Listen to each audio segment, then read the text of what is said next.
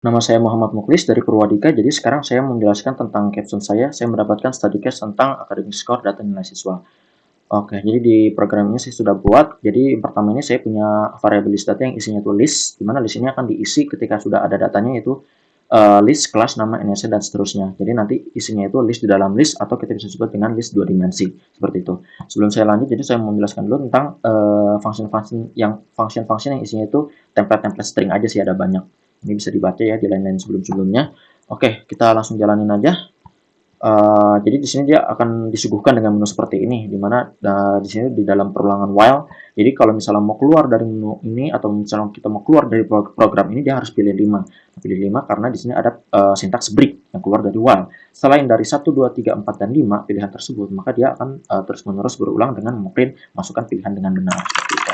Nah, ini contohnya. Nah, karena datanya masih kosong, mau tidak mau kita harus menambah nilai siswa terlebih dahulu. Kita masukkan 2. Oke, di sini kita loncat ke line 85 ya. Jadi di line 85 ini kita masuk ke function menu tambah data. Balik lagi di sini dia perulangan while lagi. Jadi kalau misalnya mau keluar ya dia harus ketemu dengan yang namanya break. Jadi kalau mau keluar dia tekan line 1, dia akan ke menu proceed. Nah, jadi di menu proceed ini dia akan ada pilihan yakin mau keluar atau enggak. Kalau misalnya yakin ya dia pilih 1, nah dia akan break, dia keluar dari menu tambah data dan akan kembali ke menu utama. Kalau misalnya dia masih mau mau tambah data ya dia tinggal tekan selain 1 aja ya, biar dia masuk ke perulangan while lagi. Nah, jadi karena datanya masih kosong, dia nggak print si function ini, datanya masih kosong. Kemudian kita mau lanjut tambah data nih. Nah, di tambah data ini kita masukin nama misalnya Sasa. Nah, Sasa ini nanti dia akan namanya di uppercase ya, akan digedein semuanya. Masuk ke di sini ada kelas input sama NSN input 10. Itu tuh apa sih? Jadi di sini tuh saya melakukan menambahkan sintaks preventif ya. Jadi kan di sini kan udah jelaskan perintahnya masukkan kelas siswa satu huruf A sampai Z. Jadi kalau dia memasukkan angka, dia itu nggak bakal bisa keluar dari perulangan while ini karena dia nggak akan di-break. Dan begitu pula ketika dia hanya memasukkan lebih dari satu huruf, nah dia benar-benar masih terjebak di dalam infinity loop kelas input ini. Jadi supaya dia bisa keluar ya dia harus sesuai dengan perintah kita, yaitu misalnya satu huruf. Misalnya A. Nah, jadi dia ini akan dicek terlebih dahulu nih, tag sama dengan kelas is numeric. Nah, is numeric ini akan bernilai true ketika yang di input itu hanya benar-benar angka. Kalau misalnya dia terdapat string, nah dia akan bernilai false. Nah, makanya kenapa dia ketika false itu bisa keluar, nah dia ada fungsi break di sini. Sorry, bukan fungsi, ada sintaks break di sini. Begitu juga dengan NISN. Nah, bedanya dengan NISN ya dia harus angka dan 10 digit dan sintaksnya tinggal kita tukar aja yang tadinya false itu kita true baru di break seperti itu dan isinya harus 10 digit. Kalau nggak 10 digit dia akan terus berputar-putar di dalam perulangan while itu. Nah, lanjut lagi nih kita mau masukin nilai matematika misalnya 0, 0, 0, 0. Nah, di sini saya inputnya itu bisa saya masukin 0 karena saya bisa masukin ini ya, string ya. Kalau misalnya saya masukin integer, dia 0 itu nggak bakal kebaca, seperti itu. Oke, jadi ketika masuk ke sini itu sebelum kita tambah data itu dia akan dicek dulu nih, list data ini udah ada isinya atau belum. Karena ini masih kosong, nah dia akan ngejalanin ini kan ya. Nah, katakanlah kita udah selesai nih, kita mau simpan data. Kalau misalnya simpan data, dia akan di-append dengan list yang isinya itu kelas, nama, dan seterusnya. Simpan data, misalnya. Oke, sekarang kita udah punya data. Di sini nomor uniknya 1, dengan nilainya masing-masing 0. Katakanlah kita mau tambah data lagi nih. Nah, dia akan dicek. Kalau listnya itu ternyata sudah ada data, dia akan masuk ke yang else di program else ini. Nah, di else ini kita akan buat variabel x sama dengan 0, di mana kita akan mengecek jika namanya ini sama, dia akan keluar ini. Nama sudah ada di dalam database karena ketika dia melakukan pengecekan di for I in range list data, dia akan melakukan perulangan dari data yang telah kita buat. Kalau namanya itu match up sama, nah X-nya kita ubah dengan 1, di mana kalau X-nya sama dengan 1, nama sudah ada di dalam database by default, dia akan continue dan balik lagi ke dalam perulangan while. Ketika kita misalnya namanya sama nih nama sudah ada di dalam database, jadi kemudian dia akan while balik lagi lanjut tambah data, nah masukin nama siswa, dia kesini lagi kan, kita misalnya namanya Asa. Kalau misalnya udah benar, nah dia X yang sama dengan 0 kan dia memasukkan ke else ini dan seperti menu yang sebelumnya nih, kita masukin seperti biasa.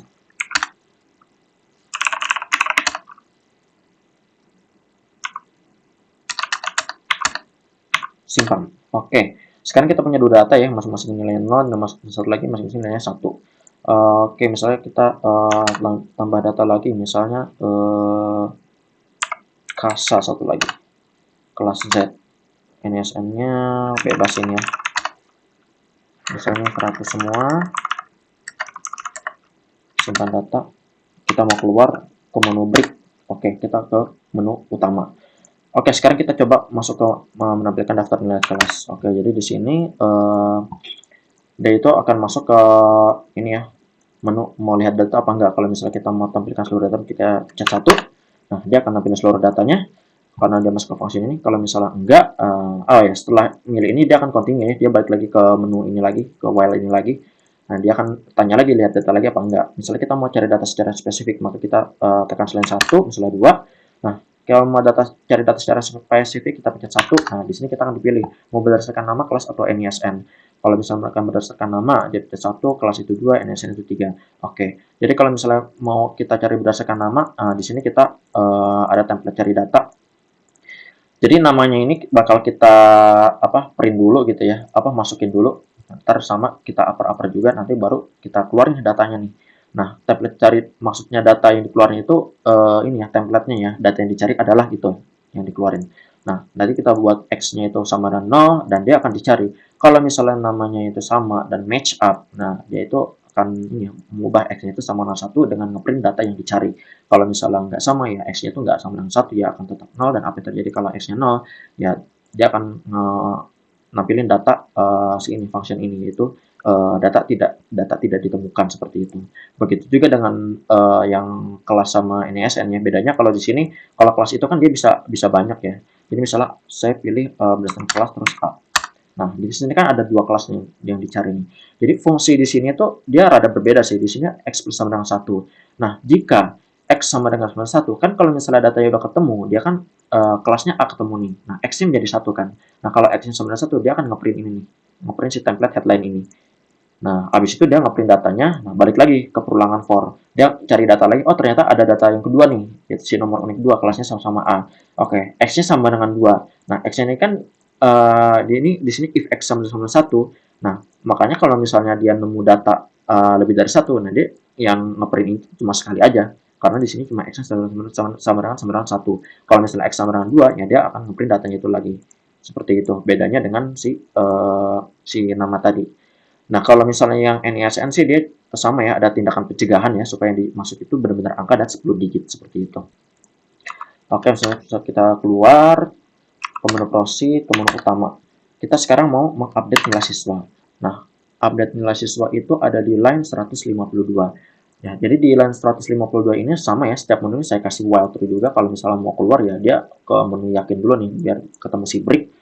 Nah, jadi di sini kalau misalnya datanya yang dicek dulu nih, if data tadi misalnya masih kosong, nah dia akan dia akan balik ke menu utama. Makanya saya menyarankan supaya menambah nilai siswa terlebih dahulu sebelum mengupdate atau menghapus, karena kan datanya masih kosong. Kalau datanya ada, oke kita lanjut. Kita mau lanjut update nih.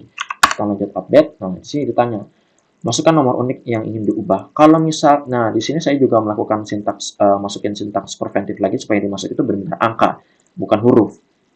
Kalau misalnya dia udah benar masukin huruf, dia akan keluar dari sintaks preventif ini, keluar dari perluangan while ini, dan dia akan dicek nih, if 1 kurang dari sama dengan nomor unik yang kita masukin tadi nih, dia berubah jadi key, kurang dari sama dengan panjang dari list data. Nah, kalau misalnya dia nggak masuk ke dalam sini, si nomor uniknya, kan ini kan ada 3 ya, kalau misalnya terkena 4, nah, nomor unik yang dimasukkan tidak ditemukan, dia masuk ke sini nih, nomor unik salah, dan dia by default akan continue masuk lagi ke perluangan while ini. Misalnya kita udah masukin, misalnya kita mau masukin 1, berarti kan dia masuk ke sini. Nah, kita masuk ke sini nih. Di sini ada global J, ada J sama dengan key, delete update J. Nah, dari function delete update J ini dibutuhkan nilai dari global J. Kalau kita nggak masukin global J, nah J yang kita deklarasikan dengan nilai key itu nggak bakal didetek sama si sintaks ini. Jadi kita harus memasukkan global J supaya J ini berubah, si nilai J ini dimasukin nilai key, sehingga J ini bisa dibaca bahwa J ini adalah nilainya key. Kalau nggak dimasukin global J, nah itu nggak bakal bisa ke declare seperti itu. Nah, sebenarnya delete update function ini cuma nampilin data aja sih yang pengen dicari. Misalnya saya nomor uniknya 1. Nah, delete update ini nih dia cuma nampilin data yang pengen kita update. Ditanya nih mau lanjut input perubahan data, oke lanjut satu. Nah kita masuk ke data di update di 344, di mana di 344 ini kita akan melihat ada while true lagi nih. Nah, jadi balik lagi di sini tuh ada sintaks preventif lagi supaya yang dimasukin itu 0 sampai 6. Di luar dari 0 sampai 6, entah itu string atau 7 dan seterusnya, itu nggak bakalan bisa keluar dari perulangan while. Misalnya saya masukin 7, kan nggak masuk. Nah, masukkan kalau nomor kolom tidak ditemukan. Nah, dia akan balik lagi ke sini. Dia nggak bakal bisa keluar sampai benar-benar masukin 0 atau 1 atau 2 sampai 6 gitu. Misal saya masukin string, misalnya asa, saya mau ganti asa. Oh, nggak ada, jangan masukkan string seperti itu. Dia bakal kejebak di dalam ini terus. Misalnya saya mau ganti nilai matematika. Oke.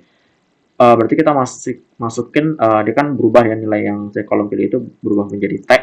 Bisa berarti kita cari tag sama dengan 3. Nah, di sini kita nge-input nilai matematika baru, misalnya nilai matematika menjadi 100. Oke, jadi tanya nih, mau disimpan atau enggak. Kalau mau disimpan dia mencet 1. Nah, kalau misalnya 1, dia akan merubah list data di indeks T yang ada di indeks J-1 menjadi si kolom baru. Kolom baru itu kan tadi si nilai yang kita masukkan gitu kan. Pilihan Anda berarti ya data akan berubah. Dan apa yang terjadi? Boom, nilai Sasa berubah menjadi 100 pada nilai matematikanya seperti itu. Oke, kita sekarang keluar dari menu update data, kita ke menu utama. Sekarang kita mau menghapus nilai siswa. Berarti masuk ke menu delete. Menu delete itu masuk ke nomor 4, masuk ke nomor 4. Di sini kita masuk ke line 198. Nah, di line 198 ini dia hampir sama ya sintaksnya dengan si menu update data tadi. Bedanya kalau misalnya update data itu kita milih kolom, kolom mana yang mau diupdate. Nah, kalau di delete itu dia enggak. Jadi ketika kita sudah mau mendelete kita sudah mau memilih nomor unik yang mau di-delete, misalnya kita mau mendelete si nomor unik 2. Dia akan langsung ditanya, ini mau langsung dihapus apa enggak gitu. Kalau ini mau akan dihapus atau enggak. Dia enggak bakalan ditanya kalau mau kolom mana nih yang mau dihapus, enggak. Jadi di fitur delete ini ya kita akan menghapus satu baris secara keseluruhan tanpa embel-embel kolom mana yang mau dihapus. Jadi kalau misalnya mau dihapus, cek 1, oke. Data yang dipilih sudah dihapus. Jadi data si asa ini udah nggak ada ya di sini ya. Ini data yang kita punya yang udah diupdate ini si asa ini udah nggak ada. Karena ketika kita sudah delete, kita menjalankan function delete list data dari indeks J-1 seperti itu. Oke, sebenarnya itu aja sih yang perlu saya jelaskan di program saya. Oke, sepertinya seperti itu aja. Saya menjamin sih tidak akan ada error ya ketika user itu harus menginput integer, tapi si user malah input string karena saya sudah melakukan tindakan preventif, yaitu dengan menambahkan sintaks pencegahan tadi ya, yang kita seperti ini. Kecuali pada nilai-nilai mata pelajaran ya, supaya bisa input 0, maka mau nggak mau saya masukin nilainya itu, tipe datanya itu string, seperti itu. Oke, terima kasih atas waktunya. Sampai jumpa.